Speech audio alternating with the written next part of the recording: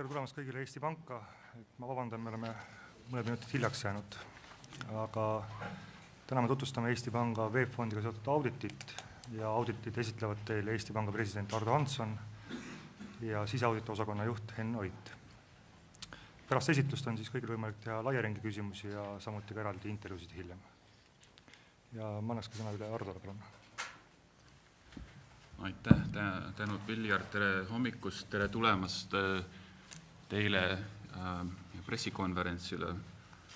Tahaks teid tänada, tahaksin ka tänada eelkõige meie audiitoreid. Kaks tublit meest on ligi 3 kuud teinud väga intensiivset, mõtleks lausa metsikut ja mitte väga kerget tööd selle auditi koostamisel ja ma arvan, et see tulemus on mõnest väga hea. Tahaksin tänada ka Eesti Panga nõukogu oma toetuse ja hüva nõu eest kogu selle protsessi käigus ja eile õhtu me arutasime seda, esitasime need tulemused ka Eesti Panga nõukogule. Sissejuhatuseks ma räägiksin natukene, enne kui härra Oit tutvustab selle auditi sisu, et ma räägiks natuke selle auditi sünniloost, miks me seda üldse tegime ja ka selle eripärast või sellest tavatusest. Ja sünniloost on võib-olla kõige kergem rääkida personaalselt, et kui ma siin astusin ametisse või isegi varem, kui ma kandideerisin Eesti Panga presidendi ametikohale, siis ma arvan, et põhiprioriteedid olid suunatud olevikku ja tulevikku. Ja see on väga arusaadav, Euroopas on praegu rasked ajad, Eesti Panka saab veelgi tõhusamaks, efektiivsemaks, avatumaks muutuma. Ma arvan, et ootused olid pigem, et me muudaksime neid asju, mida saame edaspidi muuta ja et rõhuasetus oleks sellel suunal. Ja ma arvan, et nii ma tegutsesin ka esimestel kuudel. Ja siis, aga ma arvan, et septembris tõstatus see sama teema, nii VEB-fondi kui Eesti Panga suunas tehti päris tõsiseid süüdistusi. Üldiselt on selle kogu juhtumi või selle asja ümber olnud väga palju ebaselgust, mis on kestnud juba väga pikka aega ja mul oleks üsna kohatu öelda, et see teema mind üldse ei huvita. Samal ajal, kui me oleme ennast avatumaks pidaval keskpangal, oleks ka kohatu öelda, et ma ei kommenteeri ja enam sellel teemal sõna ei võta, ükskõik kui vana see case siis oleks. Sel taustal siis andsin korralduse meie siseauditi osakonnale seda teemat uurida, mis dokumendid meil üldse on olemas, mida me saame nendest õppida, järeldada, kas me saame luua mingisugust selgust. Ja see audit on väga ebatavapärane selles mõttes, et tavaliselt, mida härra Oit ja tema kolleegid teevad, on vaatavad meie maja siseseid protsesse, praeguseid protsesse, proovivad hinnata riske, vaadata, kas saab teisi asju natuke teisiti ja paremini teha ja kui need raportid koostatakse, siis nad on meie majasiseseks kasutamiseks, nad ei paku avalikkusele väga suurt huvi. Ja see audit on väga teistsugune selles mõttes, et me vaatame kaugesse minevikku, proovime anda mingisugust hinnangut ja suunatus on selgesti avalikkusele ja mitte maja sisse. Tol ajal võis juba oletada, et niinimetatud täitselgust oleks väga raske saada, see on keeruline case, väga pikk protsess jälle, et nagu võib-olla ootused võisid olla ka päris kõrged, väga mitu osapoolt, meie siseauditi osakond ei ole uurimisorgan, me ei saa kedagi üle kuulata, nii edasi, aga siiski arvasin, et me peame tegema oma parima, varuma selleks piisavalt aega ja inimressurssi ja ühe korraga see kogu teema üle vaatama, maksimaalselt tervikpilti saavutada. Ja arvestades kogu ajalugu olin ma veendunud, et peaksime avalikustama nii palju kui vähegi võimalik ja seda me täna teeme. Me ei tee ainult kokkuvõtet, vaid me avalikustame ka selle auditireporti enda ja kas või mälupulkadena teile või siis internetti me paneme umbes 150 kõige olulisemat dokumenti. Nii et ma ütleks, et tulemusena, et peale tänast päeva teab igaüks teist niisama palju sellest juhtumist kui Eesti Pank ise. Me tegime seda tööd siiralt ja täie tõsidusega. Meie eesmärk oli luua nii täiuslik pilt kui vähegi võimalik ja olla nii avatud kui vähegi võimalik. Nii et härra Oit nüüd esitaks auditi põhitulemusi, mina võtaksin siis kokku ja siis hea meelega vastaksime teie küsimustele. Aitäh. Aitäh. Enda mikrofon. Kõigepealt alustaks natuke sealt maalt, kuhu härra president pooleli jäi, et see audit on eriline selles suhtes, et kõik need tulemused ja ka alusmaterjalid on avalikud ja on ta ka eriline selles mõttes, et mina olen täiesti tavatus rollis. Esinemiskogemus kui niisugune praktiliselt mul puudub, mis tähendab seda, et suure tõenäosusega ma selle jutu ajal küll puterdan, küll eksin käände-pöörde lõppudega, siis palun juba ette vabandust ja mõistvat suhtumist, see ei tule mu ebapiisavatest teadmisest eesti keelest, vaid lihtsalt mu protsessor paralleelselt võib-olla ei suuda kõike töödelda. Harilikult ma keskendun sellele, et sisu edasi anda, nüüd tuleb vormi peale ka mõelda ja see ei tarvitse alati hästi lõppeda. Nii et vabandan juba ette. Nüüd, teine asi, mida ma enne auditi tutvustamiseks tahaks puudutada, on see periood, millal need sündmused pihta hakkasid.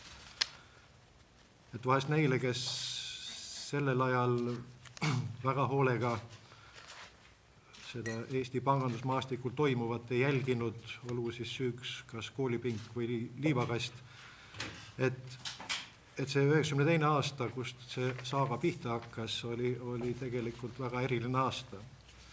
Ja eriliseks tegi ta loomulikult see, et tuli käibele Eesti kroon.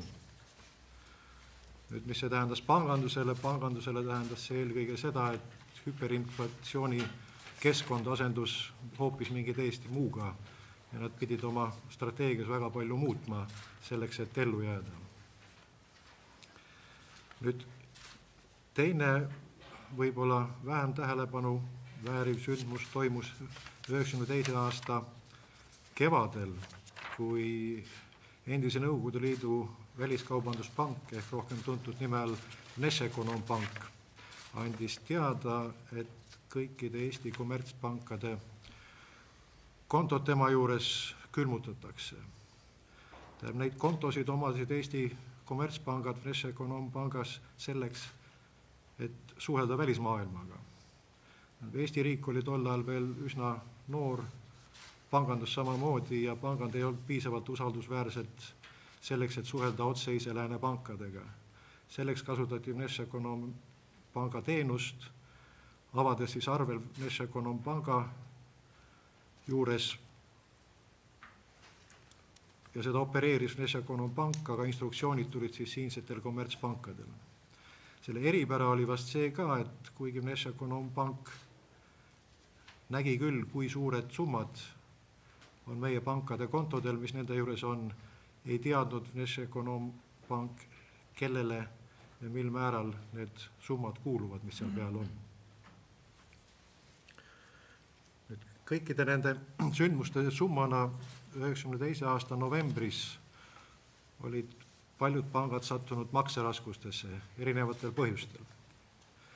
Ja 3 pangade kuulutati välja ka moratoorium, ehk siis Tartu Kommertspank, Põhja-Eesti Pank, Põhja-Eesti Aktsiapank ja Balti Ühispank.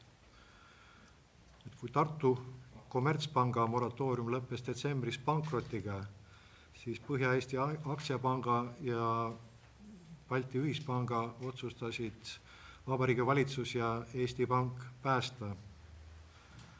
Ja mitte ainult sellepärast, et Põhja-Eesti Aktsiapank oli riigipank, vaid ka sellepärast, et tol ajal puudusid igasugused hoiuste tagamise skeemid, mis praeguseks eksisteerivad. Tartu Kommertspanga pankrot oli juba piisavalt suur löök Eesti hoiustajatele ja veel ühe sellise täiendava löögi tekitamine oleks tõenäoliselt olnud juba poliitiliselt probleemne. Loomulikult sellel päästmisel oli ka muid argumente, aga neid ma täpselt ei tea ja see ei olnud ka nagu meie uurimise objektiks. Küll aga me teame seda, mis siis edasi sai. Selle päästmisaktsiooni sisuks oli Põhja-Eesti Aktsiapanga ja Balti Ühispanga liitmine eelnevalt puhastades nende bilanssid nõuetest Vnešekonompanga vastu.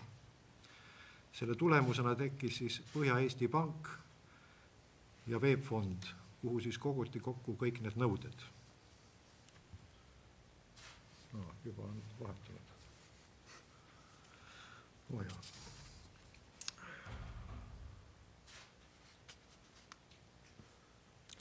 Jah, ütleme.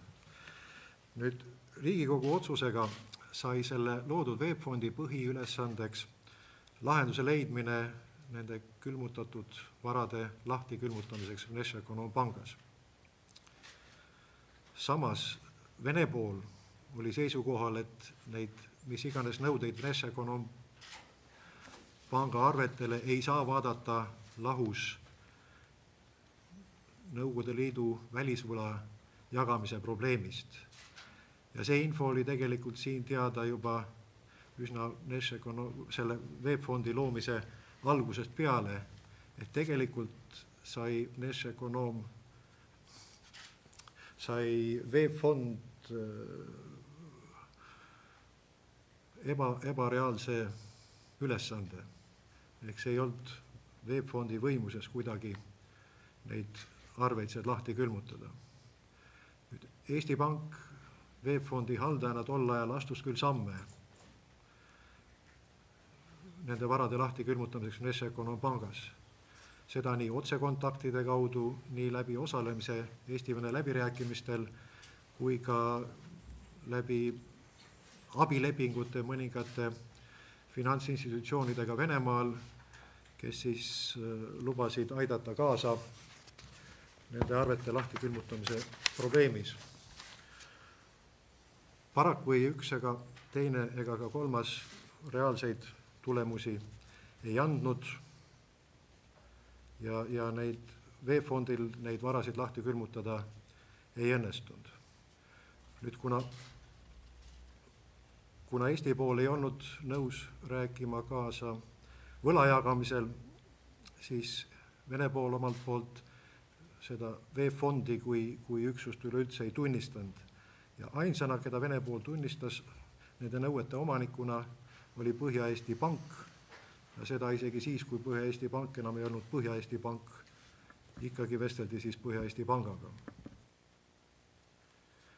Ja seega kõik muutused, mis iganes Vnešekonompanga kontodel said toimuda ainult Põhja-Eesti Panga initsiatiivil.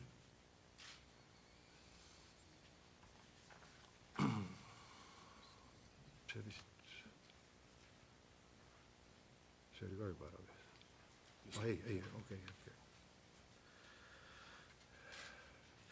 Kuna seda veebfondi Vene pool nõuete omanikuna ei tunnistanud, siis veebfondile jäi ainsa rollina täita registripidaja rolli. Ehk siis pidada arvestus selle üle, kes millises ulatuses ja mis valuutas omab nõudeid Vnešekonompanga vastu. Nende nõuete kinnituseks siis väljastas veebfond sertifikaate. Nende sertifikaadi omanikel oli põhimõtteliselt 3 võimalust, mida selle sertifikaatidega pihta hakata. Üks oli neid hoida, lootuses selle peale, et veebfond suudab kuidagi need varad lahti külmutada ja saab kas või mingi osa sellest rahast tagasi, mil juhul sertifikaadi omanikul oleks tekkinud siis õigus proportsionaalsele osale sellest rahast, mis tagasi saadakse. Nüüd teine võimalus oli müüa need maha sellele, kes iganes osta tahab. Ja 3. võimalus oli siis võtta see sertifikaat sealt fondist välja ja püüda seda nõuet kuidagi ise realiseerida. Nüüd, kuna Vene pool tunnistas ainult PEP-i nõuete omanikuga, siis infovahetus Vnešekonompangaga toimus ka ainult PEP-i vahendusel suuremalt jaolt. Ja seetõttu delegeeris Eesti Pank selle registri pidamise ja veelgi enam kogu asja ajamise PEP-ile üsna varsti pärast selle loomist, mitte PEP-i loomist, PEP-i loomist ka, aga veebfondi loomist. Nüüd veebfondi registris toimusid aja jooksul muutused ja nende muutuste sisuks olid needsamad ostumüügitehingud, mida nende sertifikaatidega Eesti turul teostati. Ja nende ostumüügitehinguid oli põhimõtteliselt 2 tüüpi.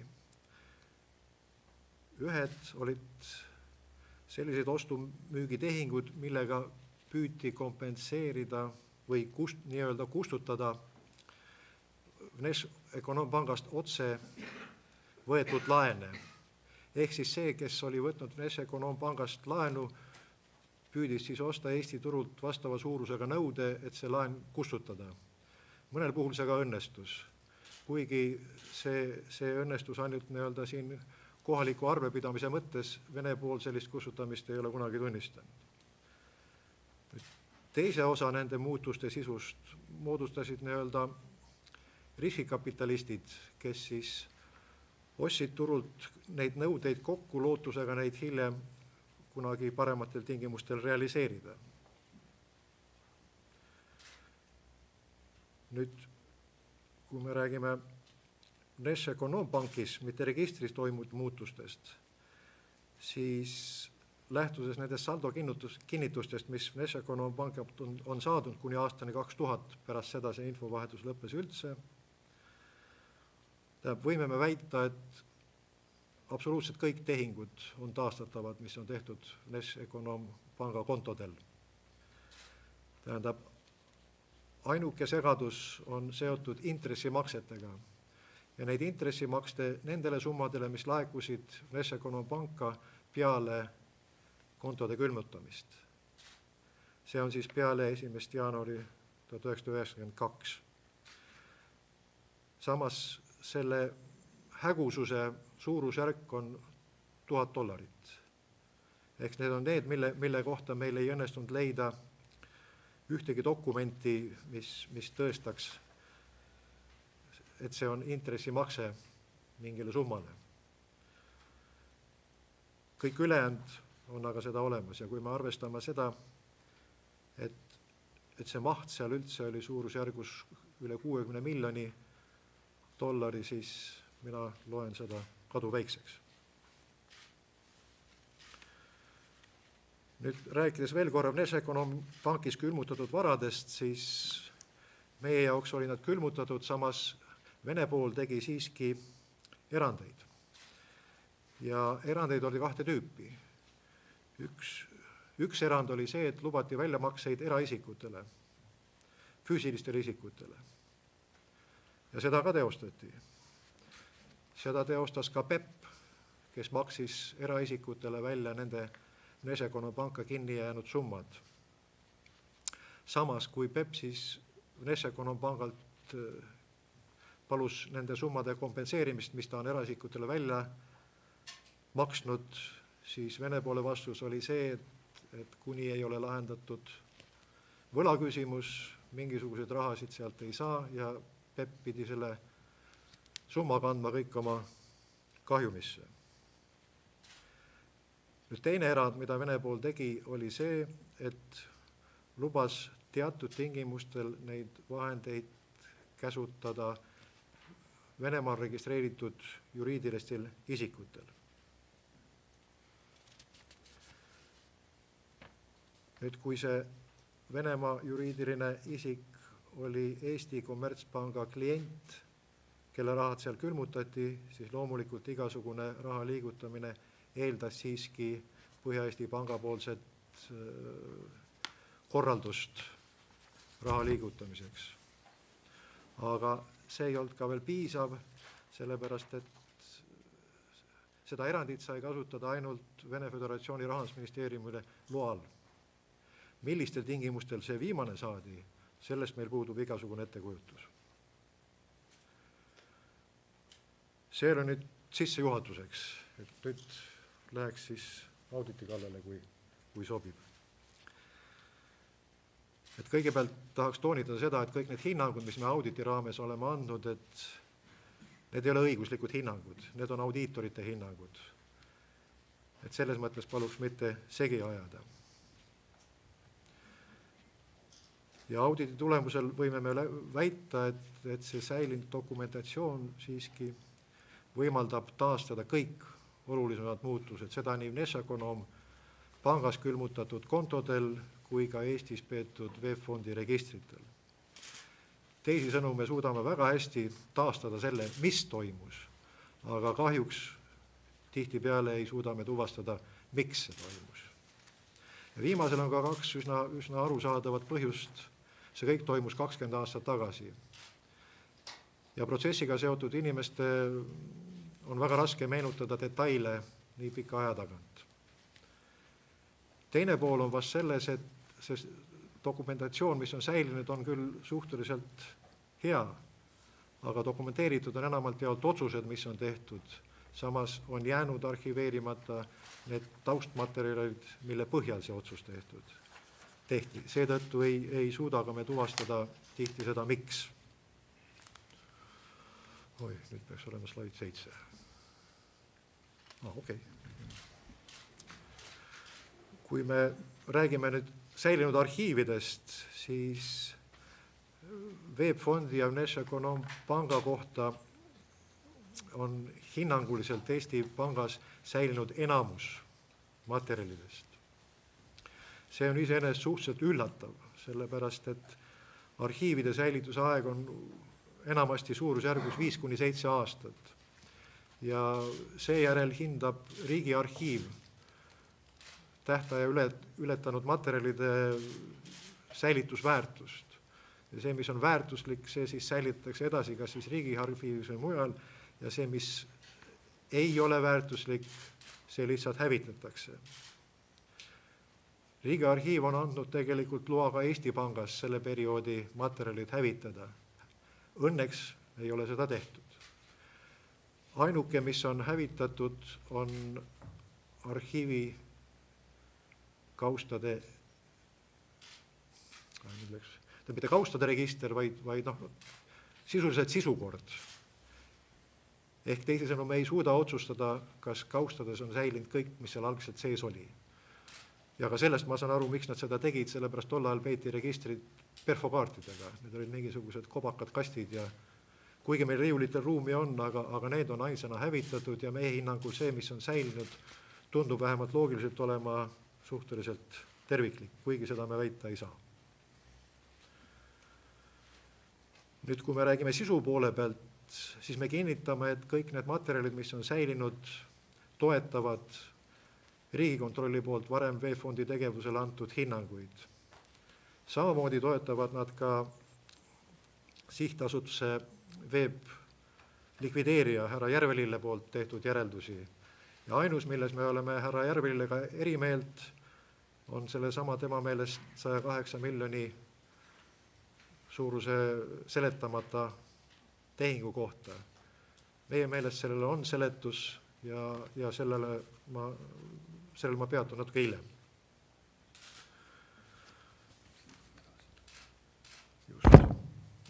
Vabandust. Nüüd see suurest huvi pakkuvast kirjast ka natukene. Kõigepealt, mida audit saab väita, on see, et jah, see valeandmetega kiri loodi Eesti Pangas. Mis oli selle kirja sisu? See oli tegelikult Venemaa Vnesekonompanga järele pärimine Eesti poolele, et kes on nende kontodel, külmutatud kontodel oleva raha taga, ehk kes on reaalsed kliendid ja Vnesekonompanka loomulikult huvitas ainult see, et kui palju on Venemaa residentidel sinna kinni jäänud raha, sest vastavalt enda poolt kehtestatud erandile neile lubati neid summasid välja maksta. See tingis selle kirja, millele siis Eesti pool vastas. Nüüd selle vastusega on selles mõttes keeruline lugu, et see läkski välja valeandmetega. Ja see välja saadetud kirjas oli ära mainitud 4 Vene residendist firmad, kes omasid vahendeid Eesti kommertspankades ja mis jäid kinni Vnesekonompanka. 3 puhul neist olid andmed korrektsed, 1 puhul aga äärmiselt ebakorrektsed. See Venemaa firma TSL International, kelle nime taha oli kirjutatud $32,3 miljonit, meie andmetel registris nõuet sel hetkel Vnesekonompanka vastu ei omanud, ehk tulemus oli 0. Päris nulliks seda lugeda võib-olla ei ole õige, sellepärast et toosama härrasmees, kelle firma taha see number kirjutati, see omas või vähemalt omas kontrolli ühe teise Venemaa firma üle veel, kelle arvel oli mingisugused vist 1,9 miljonit dollarit minu mälu järgi. Ja see hiljem kanti ka selle DSL-ile üle, nii et selles mõttes need kaks firmat on nagu, mina vaataks neid kui ühena, aga neil ei olnud kaugeltki sellist summat, mis sinna kirja sai. Et see oli selgelt vale andmed, mis toodeti Eesti Pangas. Nüüd, kes sellele vastusele me vastata ei suuda. Aga nüüd vähe sellest, et tegemist oli valeandmetega, mis edasi, me väidame ka seda, et see oli täiesti planeeritud tegevus, kuna see summa koosnes 4 nõudeomaniku tolleaegsete nõuete summast. Need nõudeomanikud olid Vabariigi Valitsus, Eesti Pank, Põhja-Eesti Pank ja siis selle DSL Internationali, mis ta on, sõberfirma, tütarfirma, poegfirma, kelle nimi oli Russian United Finance või URF lühendatult. Nende kõikide nõuete summa moodustas täpselt sellesama 32,3 miljonit dollarit, mis kui vaadata tulevikku, siis täpselt selles mahus ka realiseeriti. Mis annab meile nagu põhjendatud õiguse nimetada seda planeeritud tegevuseks. Samas, kelle plaan see oli, kes selle realiseerimisele ja kuidas kaasa aitasid ja kes olid puhtalt kõrvalseisjad, seda meil kahjuks tuvastada ei õnnestu. Samas tahan toonitada ka seda, et see Eesti Panga kiri, mis oli kinnitus sellele, et nagu oleks tol DSL-il seal selline summa, ei olnud piisav selleks, et sealt üldse mingisugust raha kätte saada. See oli ainult üks eeltingimustest, et sealt raha kätte saada. Sinna oli vaja kõrvale veel PEP-i korraldust ja Venemaa Rahandusministeeriumi luba. Nüüd sellise kompresseeritud pildi peal. Ja siin on siis kujutatud 2 firma nõuete liikumist. Sinilisega siis Eesti Ühispanga oma ja see, mis algselt oli punane, nüüd on midagi muud. See on DSL Internationali oma. Kõik üleval pool nulli asuvad tulbad tähistavad nõuete hankimist ja allpool nulli siis vastavalt nõuete loovutamist. Osadel tulpadel on all rahahunnikud, mis tähistavad seda, et see nõue iseseisvalt realiseeriti Vnešekonompangas. Aga ei tähenda mitte seda, et selle eest füüsiliselt raha saadi. Vähemalt 2 esimese tehingu puhul me teame üsna kindlalt, et need DSL International sai selle summa ulatuses Venemaa siseriiklike võlakirja. Viimase kohta me sellist infot ei ole. Nüüd nende positiivsete postide peal, hankimise poole peal on paaril postil ka väiksed tähelühendid juures ja need siis tähistavad seda, et kust need nõuded Ühispanka jõudsid. Esimene post on Vabariigi Valitsus, teine sinine on siis Eesti Pank ja viimane merelaevandus. Nüüd Vabariigi Valitsuse nõuded anti Eesti Panga poolt vastavalt lepingule üle Eesti Ühispangale. Ja selle põhjenduseks oli raskesse olukorda sattunud Põhja-Eesti Pank, kelle liitmine Eesti Ühispangaga oli päevakorral ja see oli üks tingimustest, mille puhul Eesti Ühispank oli nõus Põhja-Eesti Panka liitma. Seal oli ka veel täiendavaid meetmeid, aga see oli üks neist. Ja selle tulenevalt siis kõigepealt Rahandusministeerium lepinguga andis üle need nõuded Eesti Pangale, kes siis omakorda andis need nõuded üle Eesti Ühispangale. Nüüd Eesti Panga nõue müüdi Eesti Ühispangale 1998. aasta aprillis hinnaga 12% tema nominaalist.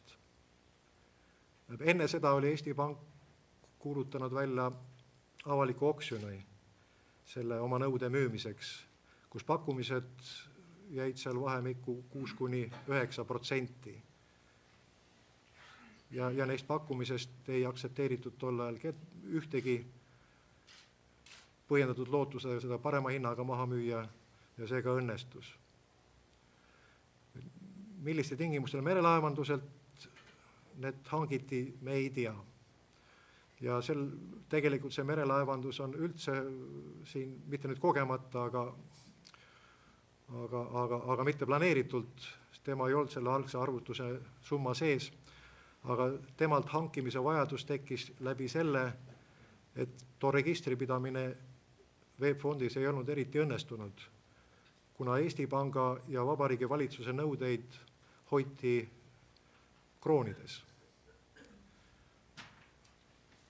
Samas Vnesekonompangas ei olnud ühtegi kroonikontot. Ma saan aru, miks Vabariigi Valitsus ja Eesti Pank oma nõudeid kroonis hoidsid vahetult pärast krooni tulemist, kõik muud olekski olnud imelikud. Samas aga jääb arusaamatuks, miks neid regulaarselt ringi ei arvestatud registri poolt, sellepärast, et nad olid avatud valuuta riskile ja selle ajaga, ehk siis 93–97 oli dollar sedavõrd palju tugevnenud,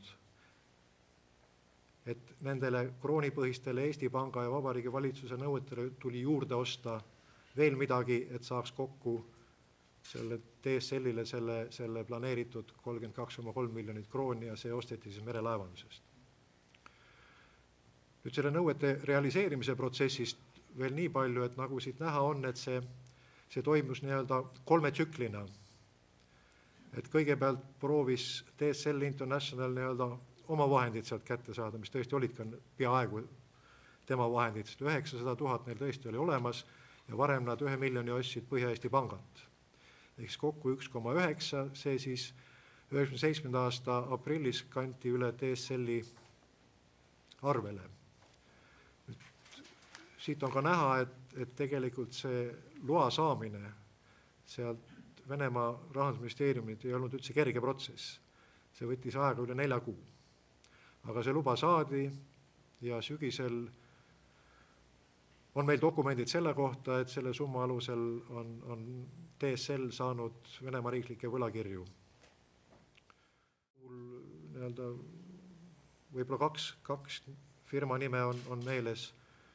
Üks on kohapeal registreeritud firma nimega Markenti ja teine on United Finance Service Consulting Limited. Ja sellist Eesti äriregistris ei leidu, millest võiks nagu järeldada, et tegemist tõenäoliselt oli offshore firmaga. Kui me Markenti omanike ringi teame, see koosnes endistest Põhja-Eesti Panga juhatuse liikmetest, siis tolle offshore firma kohta teame ainult seda, et seda esindas üks nendest liikmetest. Nii, see oleks nüüd selle protsessi kohta kõik. Just. Nüüd täiendavalt tõi nüüd audit esile selle probleemid seoses ebakorrektse registri pidamisega. Ja sellest natuke oli juttu juba selle graafiku juures ja see tulenes nagu 2 asjast.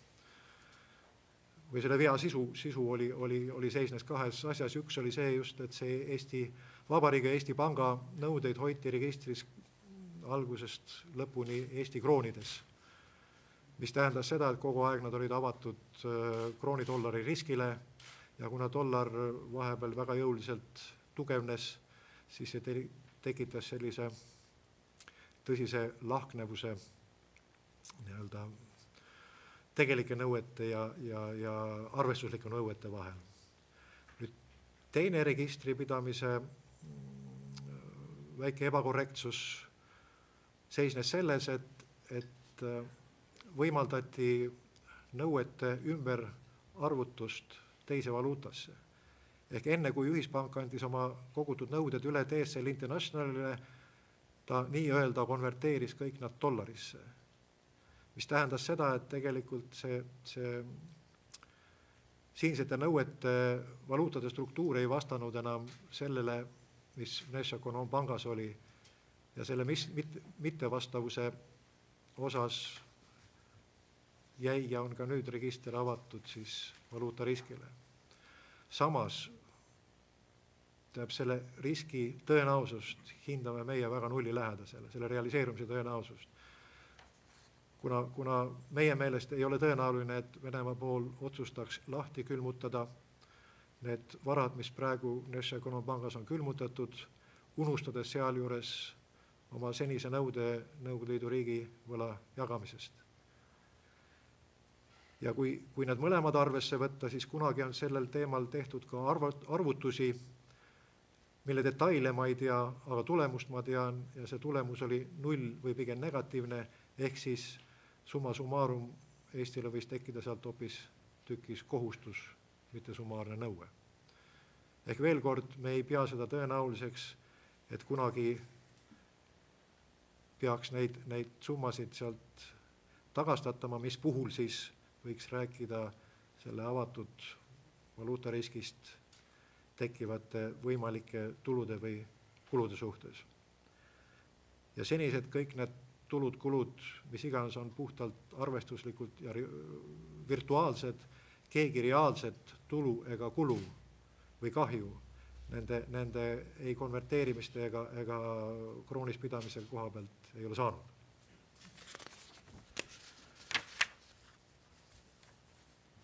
Ja nüüd veel üks slaid vist veel, et tooks vast vähemalt välja need küsimused, mille me siis ei suutnud vastata, mida ka ma olen korduvalt toonitanud, et see miks küsimus oli see kõige raskem küsimus ja enamalt jaolt jäigi vastuseta. Ja me ei tea siiani, milliste tingimustel ühispank need nõuded edasi müü. Me ei tea ka seda, milliste tingimustel omandas need nõuded DSL, kuna seal olid ka vahendajad.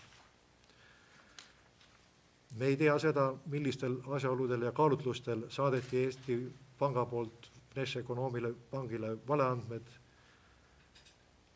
Ja siis nüüd üks suhteliselt triki küsimus, et me ei tea ka seda, kas Eesti oli ainuke projekt, sest et tegelikult külmutati ka teiste liidu vabariikide vahendid Vnešekonompangast ja tutvunud erinevate materjalidega, ka mitteametlike selles mõttes, millele meil ametlikult ei tohiks juurdepääsu olla, aga millele teinekord võimaldati pilk heita, on meil alust kahtlustada, et see võis olla hoopis suurema projekti Eesti Vabariigi eriharu või Eesti Vabariigi realisatsioon. Nüüd selle auditi käigus me tutvusime circa 100 arhiivi kaustaga, mis teeb siis kuskil circa üle 20 000 lehekülje materjali ka. Kõik, mis oluline oli ja Webfondiga seotud, me kogusime kokku ja see kõik avaldatakse, tähendab seda nii mälupulkadel, aga hiljem ka võib-olla juba isegi praegu meie veebilehel. Ja kulutasime selle peale 2 inimese 2,5 kuu töö. Ja omalt poolt võime praegusel hetkel konstateerida vaid seda, et rohkem Webfondiga seotud materjale Eesti Pangas ei ole ja kõik oluline, mis on teile ka kohe kättesaadav.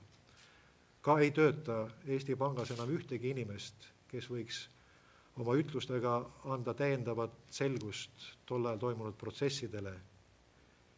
Ehk siis oma meelest meie oleme kõik teinud, mis meie võimuses. Tänan. härra Oit. Ja nüüd ma võtaks väga kiiresti kokku, sest me oleme juba väga pika ja põhjaliku ülevaate saanud auditi sisust, aga võib-olla kokkuvõtteks lihtsalt alustaksin sellest samast küsimusest, et miks me kaalusime nii ulatuslikku avalikustamist. Siin olid minu jaoks olulised 2 aspekti. Ühte ma juba mainisin, VEB-fondi ümber on pikka aega valitsenud segadus ja usaldamatuse foon. Segadus on suures osas tingitud sellest, tegemist on väga keeruka ja mitme osapoolega pikka ajalooga saagaga, kus põhiküsimused, sündmused toimusid väga turbulentsel ajajärgul. Teine põhjus on erandlikuks avalikustamiseks on aga Keskpanga enda käitumine, mis väärib taunimist ja tulen siia esimese punkti juurde. Me tuvastasime üldiselt audit, nagu härra Oit ütles, suutis palju paremini vastata, mis toimus, kui miks mingi asi toimus. Me suutsime siiski tuvastada, et valeandmetega kiri loodi Eesti Pangas, tõendid viitavad sellele, et tegevus oli planeeritud, aga kuigi ei õnnestunud tõestada, kes põhjustas kirja loomise ahelas valeandmete sattumise kirja. Ja ebaõigete andmete esitamist ei saa heaks kiita sõltumatu kaalutlustest, mis selle taga võisid olla, ja sellepärast ma paluksin Eesti Panga nimel vabandust, et Keskpank on valeandmeid esitanud. Keskpangal on oma tööks vaja usaldust ja usaldusväärsuse uuringud on näidanud, et Eesti inimestel on kõrge usaldus Keskpanga suhtes. Ma kavatsen selle nimel pingutada, et inimestel oleks ka edaspidi põhjust meid usaldada. Oma vea tunnistamine käib usaldusväärsuse juurde.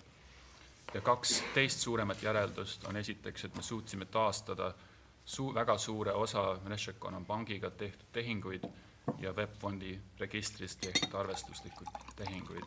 Ja et võib-olla VEB-fondi kohta on säilinud üle ootuste palju materjali.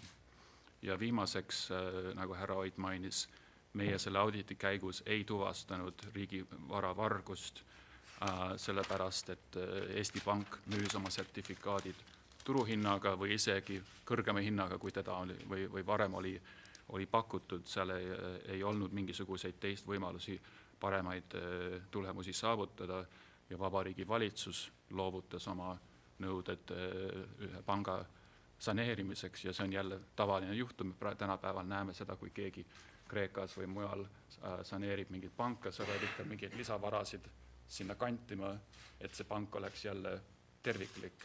Ja kui sa võid neid kanda üle rahalises vormis või mingis muus vormis, kui seda ei oleks ilmselt selles vormis tehtud, siis oleks pidanud kas riigieelarvest või kusagilt mujalt seda raha hankima. Nii et sellega me lõpetaksime ja oleme avatud teie küsimustele. Aitäh Hardule ja Hennule, et tõsta käsi palun ja öelge väljaande nimi. Andres Reimer Eesti Päevaleht. Mikrofon palun kaaskas. Andres Reimer Eesti Päevaleht.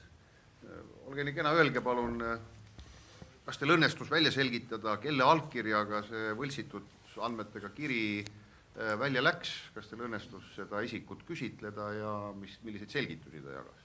Aitäh. Jah, õnnestus küll, seal all seisab Vahur Krafti allkiri. Ja õnnestus ka Vahur Kraftiga eraviisiliselt kohtuda ja sel teemal rääkida. Paraku ta ei suuda meenutada detaile tollest ajast. Ja mis puudutab Vahur Krafti, siis tuleks ka meenutada seda, et tol ajal, kui ta alla kirjutas, ta ei olnud veel Eesti Panga president. Ta oli Eesti Panga presidendi kohusetäitja. Eesti Panga president Siim Kallas oli 6 aega varem lahkunud tööle Riigikokku ja presidendiks sai tolle varasem Pangainspektsiooni osakonna juhataja Vahur Kraft. Ja tema selgitus oli küll see, et tema ei suutnud ja ega ta selles mõttes väga ei pingutanudki, kuna ta usaldas neid inimesi, kes temale tööd tegid ja ma ei saanud talt mingisugust sellist vastust, mis oleks viidanud kuidagi moodi tema seotusele selle numbri tekkele.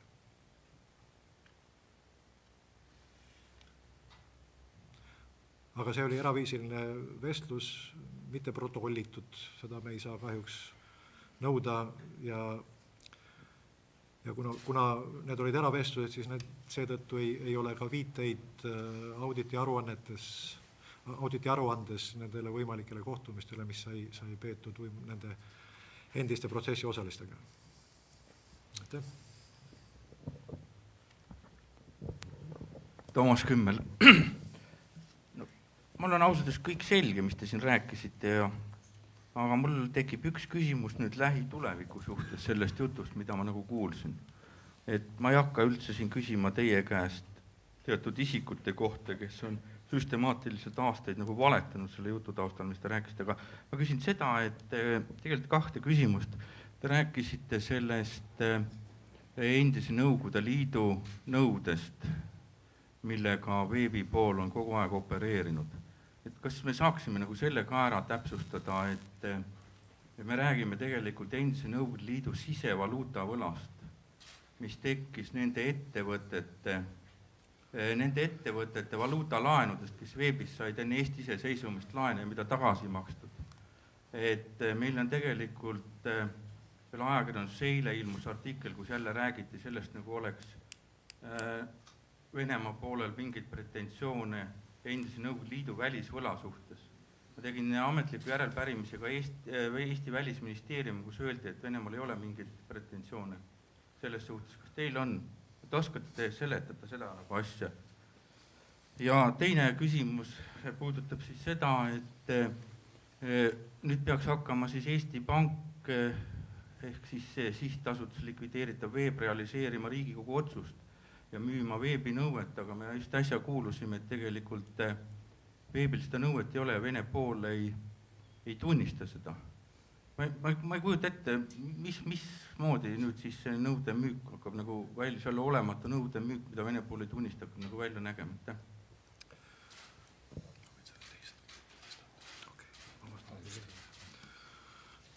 Ma vastaks meeledi sellele esimesele küsimusele ja see vastus on selles mõttes suhteliselt lihtne, et need samad dokumendid, mis on avalikustatud koos selle auditi aruandega, sisaldavad ka kirjavahetust Vene poolega, kus on selgesõnaliselt öeldud, et räägitakse NSV Liidu välisvõlast, mitte millestki muust.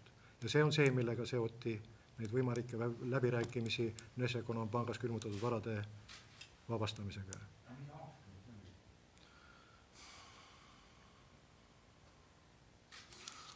Ma pean nüüd vaatama, aga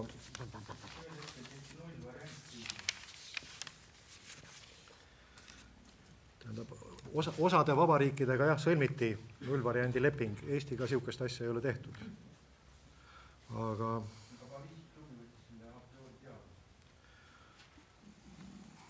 ma leiaks, kui ma natuke otsiks, aga see kiri on kindlasti olemas seal.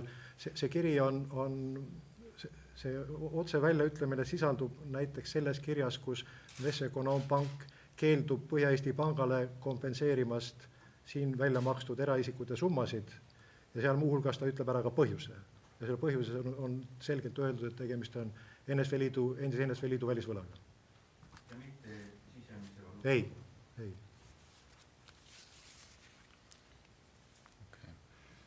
Teise küsimuse juurde tulla, ma arvan, et nagu sellest likvideerimisest, mis saab edasi, ma arvan, et seda peab otsustama eelkõige selle sihtasutuse likvideerija, et ma arvan, see hinnang on, et sealt tõenäoliselt väga palju, nagu et nende nõuete väärtus ei ole väga suur, ma arvan, et see on võib-olla niisugune majandusteadlase hinnang, aga võib-olla neid võib alati proovida müüa, aga ma arvan, et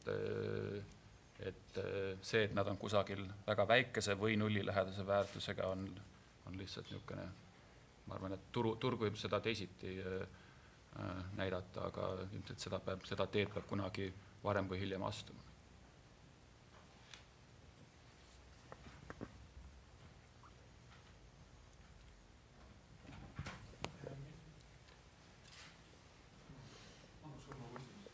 Te ütlesite, siin viitasite mõnele konkreetsele inimesele, et kas te nimetaksite nimed ka, et kes on see härrasmees, kes seda TSL Internationali kontrollib ja kes on need härrasmehed, kes kontrollisid neid vahendusfirmasid?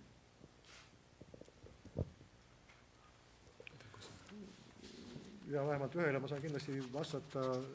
TSL Internationali omanik on Aleksander Matt, Venemaa kodanik, vist isegi, kui ma üksi Eesti juurtega. ja seesama Aleksander Matt on ka selle United Russian Finance'i peadirektor. Mis puudutab neid Eesti-poolseid võimalikke vahendajaid, siis nende nimed on toodud meie auditi aruandest, palun vaadake seal. Üks nimi, mis mulle meeldub, mis mõlema puhul figureeris, oli härra Remd.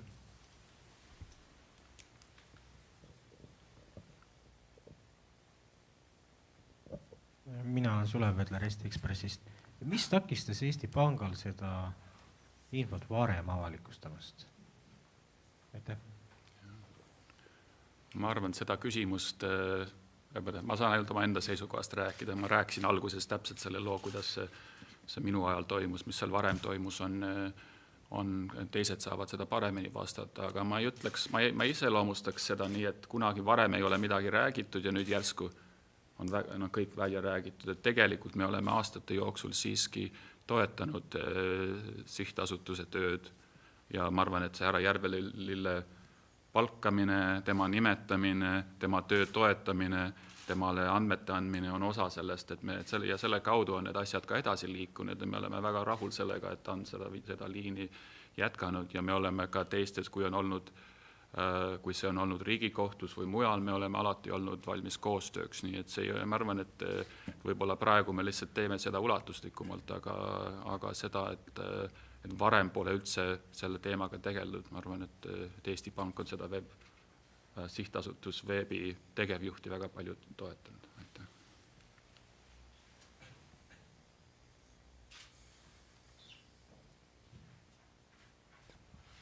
Kas on veel küsimusi?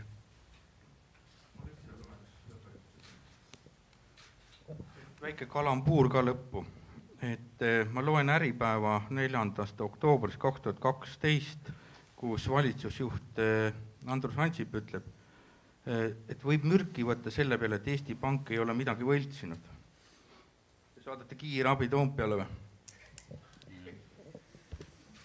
Ei, ma arvan, et me ütlesime välja seda, mida me teame sellest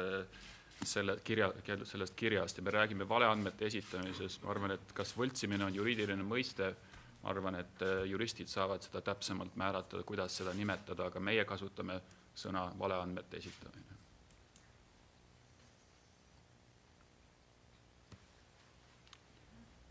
Kui aga rohkem küsimusi ei ole, siis on aeg eraldi intervjuudeks ja aitäh teile tulemast.